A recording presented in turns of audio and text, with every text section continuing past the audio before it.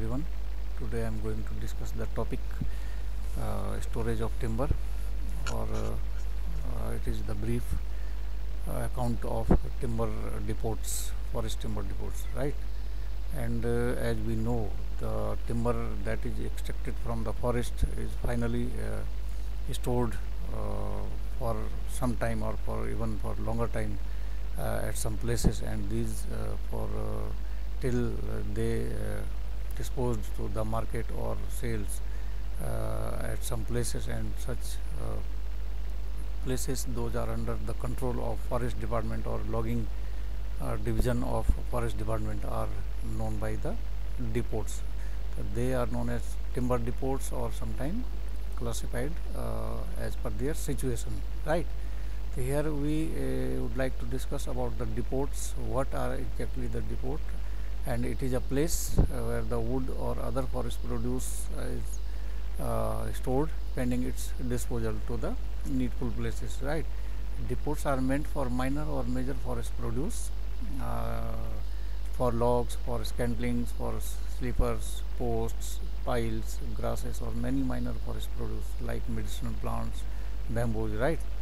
And the depots can be classified on the basis of their situation, as forest depots, then transit depots, and then sales depots. Okay, and we will discuss them separately in the upcoming slides, right? The depots can also be classified according to their situation as land and water depots. Okay, here a land depot is the one that is used for storing the wood transported by land only. Okay, and on the other hand, the water depot is one where the timber that is borne by water only and is stored in or around water bodies, right? Water depots are situated on a river, in still water, or on seashore, right? River depots are attended with the risk of flood damage sometimes, right? Both land and water depots may be transit or sales depot also. Okay, sometime these are mainly known by transit, because the wood will be then transferred to main sales depot on the land portion, right? Or sometime the wood is it may itself sold at that place only, right? Here we will discuss the depot one by one.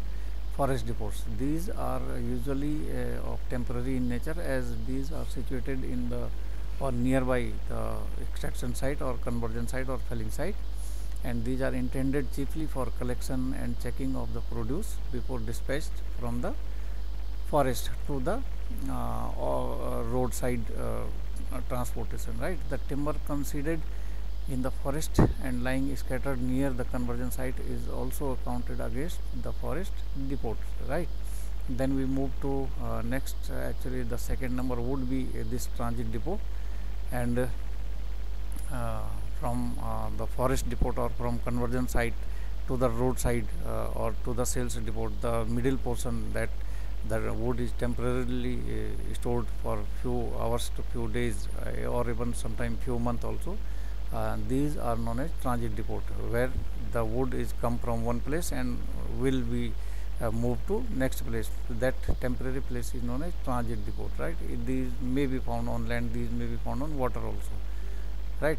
These are the intermediate depots, as mentioned, inside or outside the forest, where the forest as well as water bodies also, right? Where the forest produce is temporarily stored pending its onward dispatch to the destination, right? It could be a permanent sales depot, it could be in the transport. Okay, a forest depot may also be a transit depot sometime. Okay, transit depots are used mainly for collection, checking, and examination of the land-borne timber, particularly where the sales is by the royalty system, and for catching, collecting, examining, and rafting of waterborne timbers. As we have I have mentioned that the transit depots are also found in water and in land also. Ropeway heads, launching depots, and boom stations are the some of the examples of transit depot also, right? Here the third type is sales depot, and sales depot are the depot where the timber or other forest produce is stored pending its disposal by sale only, right? Sales depot are generally near the market or from where the timber can be easily transported to the merchants or to the users, right? Then we have next issue or topic in this depot, uh, that is management of depot. How the depots are managed by forest department or by their sister branch logging departments, and the following criterions or components are summarized for management of main depots, particularly the sales depot, right? Details of management vary in different localities or different states as per concern with India also, right? First of all, we have to have staff, and that is the hierarchy of staff in this depot. Every depot should be under the charge of a responsible officer, and it could be the rank of a depot officer depending on the importance of depot. If the depot is of a large size, then here we will have the in charge of deputy ranger or forester level officer will be there as depot in charge, right? Or depot officer. The depot officer should be assisted by other persons according to the local requirement, right? uh, the next of that depot will be, I would like to make it elaborate also. After depot officer, there will be one accountant also for to maintain the record of that sales and auctions within that depot. Then there will some clerical staff also to maintain the files of different purchasers or different uh, contractors. Those are logging contractors. And then we have one cook therein, when store in charge also. Then one uh, watchman person that will be on the basis of 24-hour vigilance, and 3 or 4 persons will be deputed for that purpose. Then for ground staff, we have scalers, the post of scalers. Those are known as lot in charge, okay? Because we have different logs, sawn timber on the basis of different species, on the basis of their condition as grade 1, grade 2, grade 3, or sometime fuel wood stacking, sometime less usable form of timber like hackeries, like dimdimas, like other. Those are not meant for exact timber purposes. There are different type of lot in charges for different species or different grades. These scalers are assisted, are the lot in charge. Then they are also assisted by assistant lot in charge. Those are junior scalers, right? So these are the staffing pattern of a depot in Uttarakhand, especially in different depots of Dehradun region, right? Then we have layout of depot, and what are the necessities of any depot we will discuss here. The depot's site should be well planned also. The depot should be spacious enough to accommodate all the incoming timber and have the requisite storage facility for all the material therein, okay? There should be separate plots, serially numbered, allotted to different species, different grades. Sawn timber and logs should be stacked separately and size wise and grade wise also, right? Proper signboards indicating the particulars of species, size and contents of each block should be displayed therein. The plot should be separated by fairly wide passage for inspection and for trucks to pass through for loading unloading purposes, right? Then there should be provision of trees for shade purposes, because logs and sawn timber are in the stacking, and those should be just protected from shade of these trees, okay? And as the working is there, laborers working is there, that's why laborers need some rest under these trees also. So these are necessary in the depots. Then we have again I would like to discuss more about this layout. There should be provision of watch hut, there should be provision of overhead water tank for immediate supply of water in case of fire incidents. There should be provision of all the passages or pathways around the stacks and different logs and sawn timber materials just to movement of these carts, trucks for loading unloading purposes, right? Then we have next move, that is stacking. What and how the stacks are prepared for different materials like sawn, logs, poles, firewood, fuel wood, right? The stack should be as close as possible subject to the inspection facilities and to economize that space also, right? The closeness of the stacks also provide protection against the sun, direct sunlight. Logs, sawn timber, planks and firewood should be stacked separately. Okay, the sleepers should be stacked in closed crib or open crib fashion, right? The sawn boards should be stacked preferably inside, and the logs should be separately numbered and may be stacked in 2 or 3 layers crosswise, one above the other, or a log placed on the ground and other logs kept with the end propped up the cross logs, and similar stacks built behind the other, right? This could be the fashion of making a stack of sawn timber. In case of fuel wood, stacking should be done in sections, preferably in multiples of 10 for recount, right? Valuable timber and most of the minor forest produce should be stored in sheltered places under the shade, right? All the stacks should be classified, serially numbered and labeled properly for easy inspection by the purchasers and sometimes officials also, right? Then timber and firewood obtained in the forest may have to stacked within the forest itself as a transit depot, right, or in a central depot before it is finally disposed of. Okay, the main consideration is to prevent its degradation, protect against insect and fungal attack, and allow it to season naturally or slowly, right? The log should not be stacked on the ground. Okay, then the sawn material should be stacked in the same manner as in case of logs, except that skidding between various tires is not necessary. Okay, the lowest tire should be level to avoid wrapping.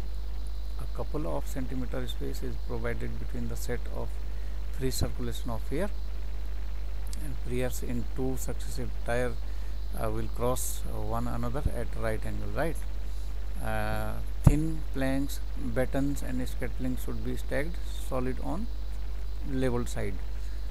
Okay, as I would like to show here some pictures. As we have these planks or sleepers, several centimeters should be between 2. As my pen is not as proper in person, these are the planks or sleepers or scans, and beneath them there would be the first lane will be of logs. Okay, then the next tier will be of placed like this in this fashion. Okay, here we have next tier.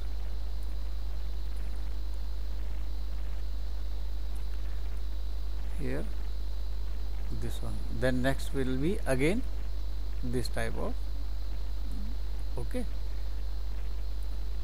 and this is the fashion of stacking of sawn timber or as well as log also, right? Then we have this, the poles and posts are stacked closely, piles horizontally in the stacks between pairs of vertical posts and fine fixed on the ground. The poles can be stacked vertically by leaning them against a tree like this. Suppose this is tree and we have to maintain poles in this fashion. Okay, this around the tree. Okay, in this fashion, and with their thick end on ground, thicker end will be towards the ground only. Okay, then bamboos can also be stacked in similar fashion, right? The fuel wood should be stacked in correct dimensions of stacks. It should be closely stacked, and as far as possible the pieces should be on the same size and species at one stack, right?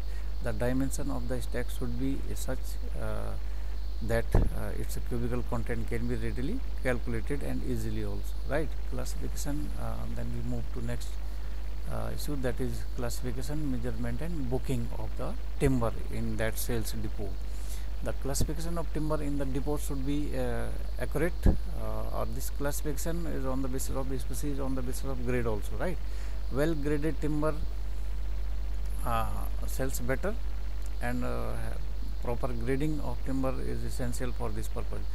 Good and inferior timber should be not be mixed. In any case, no defect of the timber should be concealed. Okay, timber of equal size and specification should be kept in a lot, and the lot should be approximately equal in size and value as far as possible, right? The depot classification should be accurately adhered to. Stock taking and this protection of the material also, right?